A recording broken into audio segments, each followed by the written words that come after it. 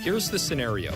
Your insurance company is denying your long-term disability claim despite the fact that you've paid premiums for years and your own doctor insists that you're not well enough to work. If this sounds familiar, call Goldfinger Personal Injury Law. You'll speak with me, Brian Goldfinger, a licensed and experienced lawyer who practices exclusively on behalf of accident victims, disability claimants, and their families. Visit goldfingerlaw.com and get us working for you.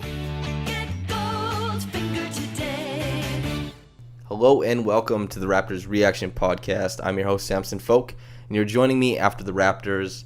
A bit heartbreaking, a little bit encouraging, very fun game, but overall a disappointing loss to the Milwaukee Bucks, first game of the Eastern Conference Finals, 108-100. The Raptors, man, there was a lot of things to like from them in this game. Chief among them was Kyle Lowry's play. I mean, how long has it been? Maybe over a year since we've seen a Kyle Lowry game like we saw tonight. 7 of 9 from downtown, 10 of 15 from the floor, 30 points, 8 rebounds, 2 assists, tons of wily plays made. He drew a charge. He had deflections. He had steals. He was in it, man. This was a vintage classic K-Lo game, as in Kyle Lowry over everything. And it's pretty disappointing not to win a game in which Kyle Lowry has this type of performance. I really thought that he was going to be the savior of the second half and the Raptors would be able to leave game one stealing it. Feels a bit like when the Raptors played the Cavs and they missed all those tip-ins last year at the end of game one, and even when the Cavs played the Warriors in game one of the finals last year and they just couldn't close it out. J.R. Smith had those crazy decisions he made, and yeah, the Bucks, they profile as, you know, a very, very good team, and statistically, maybe even historically good. And the Raptors, they're not easy to beat. The Bucks, when they're healthy, I spoke on a podcast, the Buck the Trend pod, before this game. I talked about it on Raptors Republic's own podcast previewing the series. Malcolm Brogdon worries me.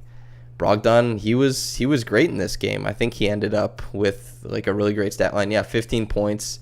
Pretty sure he had the highest plus-minus of anyone in the game at plus 18.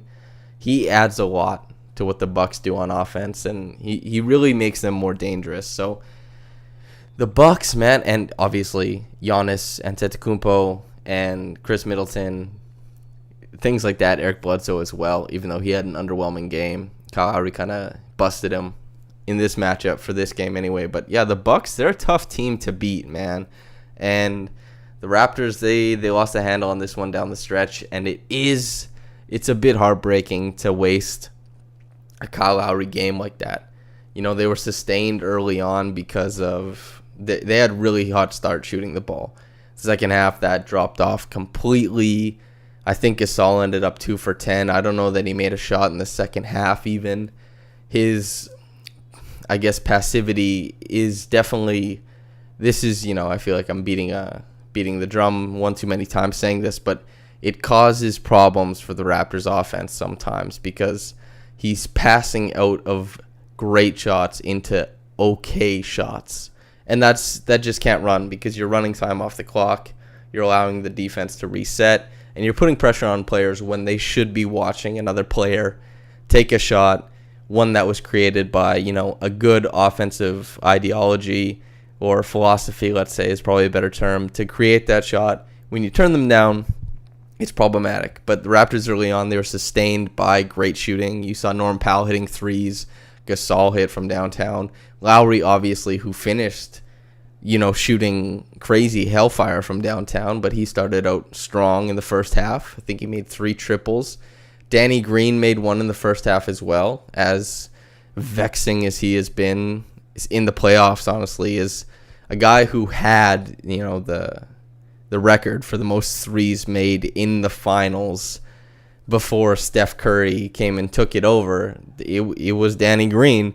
It's crazy to see that he can't shoot a lick in these playoffs. And that turnover where Lopez got the dunk on the break at the end, that was tough to watch. I keep getting sidetracked because the end of the game is obviously more compelling to talk about than the start, but I'll cap off the start first. So yeah, the Raptors, I loved the defense they played. You know, I was wondering if it could last because it was taking so much energy for them to adamantly track Giannis in transition and always make sure that there was somebody in front of him, and not even just one guy, but like you're keeping like 3 guys and layering them in so that if he goes right, there's a guy to help, goes left, there's a guy to help, and to set up like effectively a triangle moving backwards against Giannis every time he touches the ball.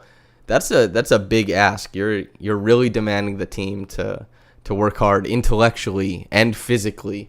But the Raptors, they did a great job of that early on. And throughout the game, honestly, they did an awesome job of that. They did give up 3-pointers, but their closeouts were so good. And the type of, contest they were putting on the passes to those 3-pointers, they're creating, I guess it would be off kilter a little bit. Like when you receive a pass from somebody who's passing you the ball, you like to get in the pocket. The Raptors were creating angles to the players that were receiving the passes so that the angles, they weren't getting the pass in the pocket, let's say. They're making them catch it around, like their knees, outside of their body, to the left, to the right, above their head, so that they had to reset to the shooting pocket and the Raptors closeouts could get there in time. After the closeouts, they're also doing a terrific job of funneling the players into help defense or just into bad shots. It was a very, very encouraging game for the Raptors in that way. And the Bucks definitely shot the ball not as well as, we've seen them shoot it this year. They've been one of the best teams shooting a 3-pointer all year. They take a ton of them. And the Raptors, variance was on their side off the start. The Raptors shot great from downtown. Milwaukee shot bad. And that built the lead early for the Raptors, and that was something that they, I guess, failed to build upon in a way. The second half, it seemed like the only counterpunch that the Raptors had, and we're moving on to the second half now. It seemed like the only counterpunch that the Raptors had was Kyle Lowry in the second half. And Kyle Lowry was incredibly good in the second half, and I mean that. He was just so damn good. There was this one play where he ran 2 pick and rolls and a dribble handoff, and then he did a wheel screen out to the back corner, caught the pass, and then cashed in a triple.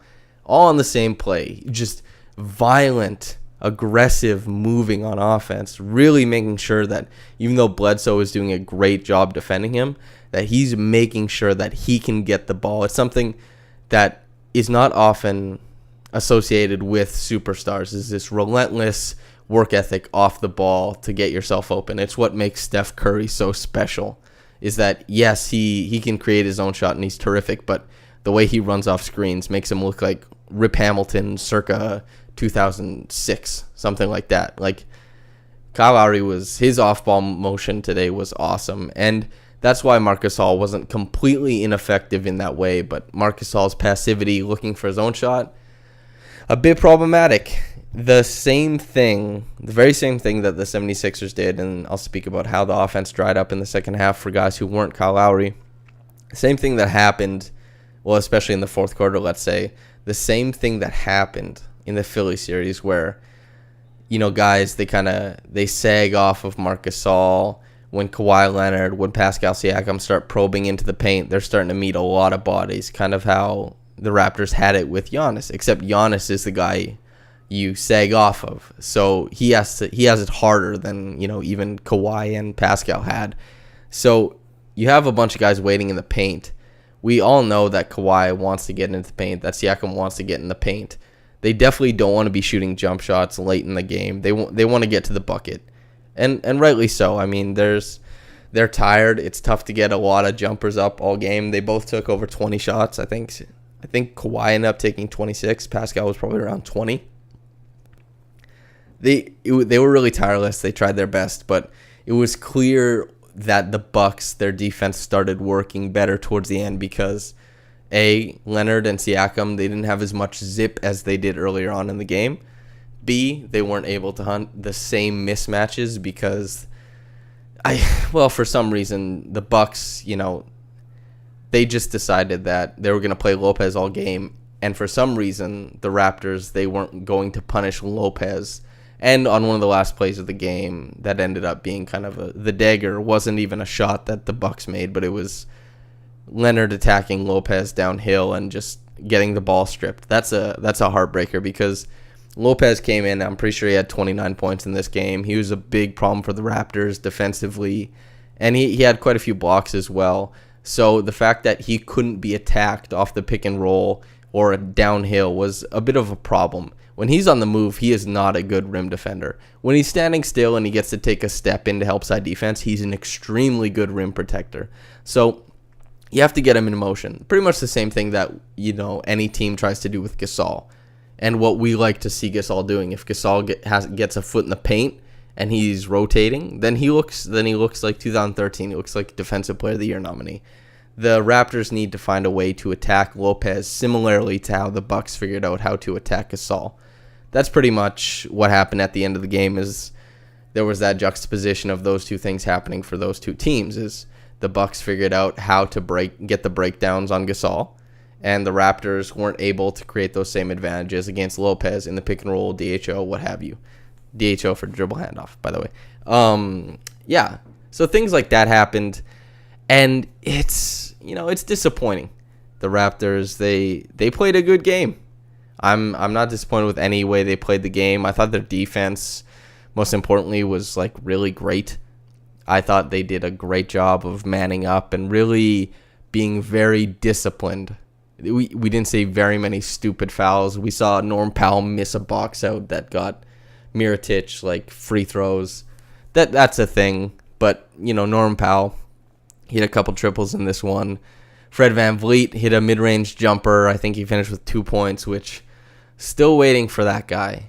Really still waiting for that guy to come around. But Norm Powell hitting a couple of triples, that's huge. That's more than the Raptors have had in 4 or 5 games, honestly. So that's the thing, is if the Raptors played this game against the Philadelphia 76ers, and mind you, it's not the same. The 76ers are a much, much different matchup.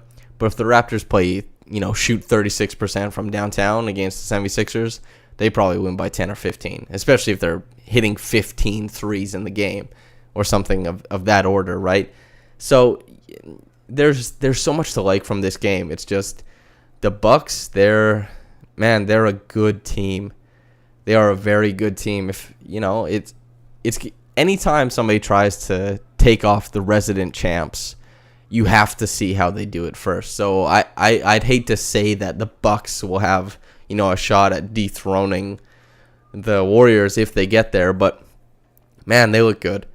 They look really, really good. And the fact that they played that type of game, Giannis struggled. He didn't have his quote-unquote superstar game, and neither did Kawhi, mind you. But having guys like Lopez step up, Brogdon, and, Lopez is capable of this. I sincerely, if anybody is talking to you after the game and they say, this is a wasted Lowry game, yes, it is, but also Lowry is more reliable than Lopez is. If you've been paying attention to the Bucks this year, Lopez is not giving you 29 very often. He's rarely this impactful. I mean, he's a good player. He's a very good player, and he was a great pickup for that team. But this is not what you're going to see from Lopez usually. At least I don't think so. He was a heat pump. So things like that happen. I would expect a closer game like this for Lowry going forward than for Lopez. But yeah. My God, this was a super fun game to watch. Really, really high-level basketball. It's a disappointment that the Raptors didn't come away with this one, but man, it was great basketball. It was fun basketball to watch.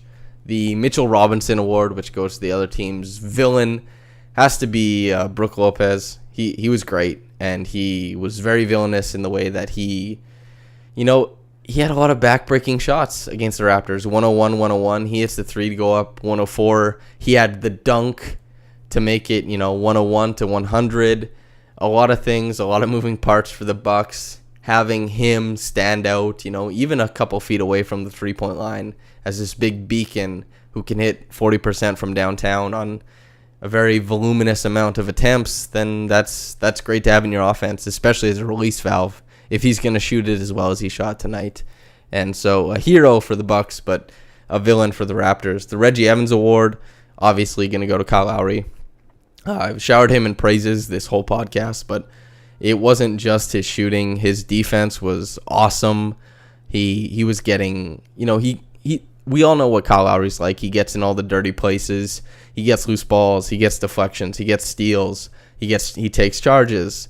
He's always boxing out. He gets rebounds he has no business getting. He saves balls from going out of bounds. And having his three-pointer stack on top of those already fantastic intangibles just makes him one hell of a player. And tonight it was a major treat to watch him play that type of game. It's for all the people who have been watching the Raptors for some time now, we haven't seen this type of Lowry for a long time. And that's not to say that he's bad now or anything like that, but my goodness, it's just been a while since we've had that type of scoring punch.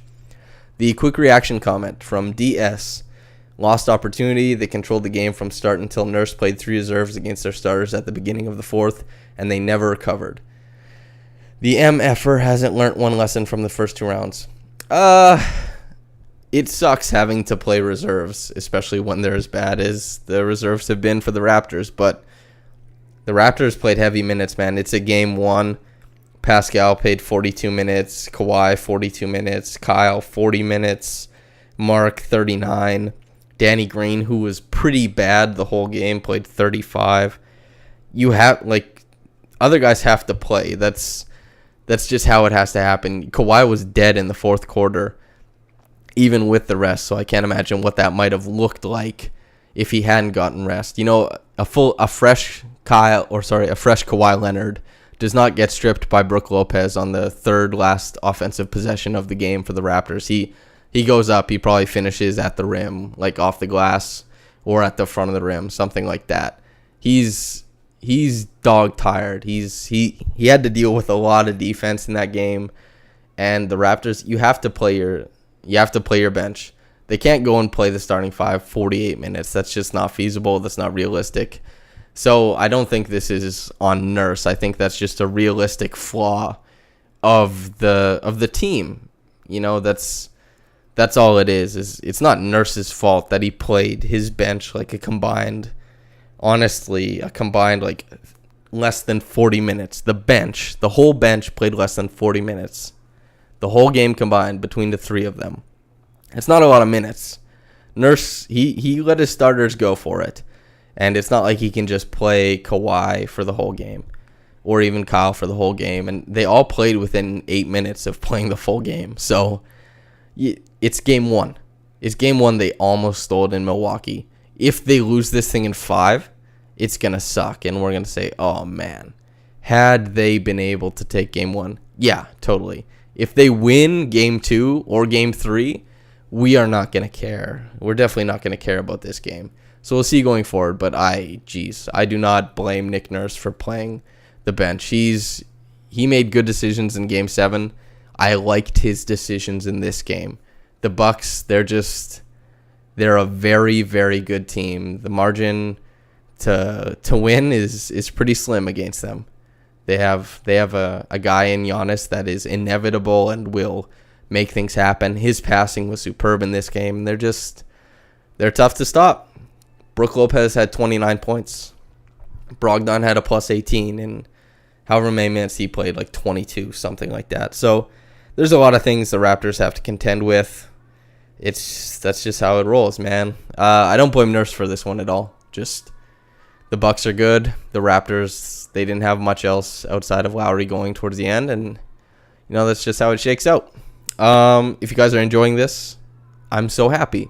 And whenever you get around to listening to this, whether it's during the day or the night of, whenever it happens, have a blessed day, have a blessed night, and goodbye.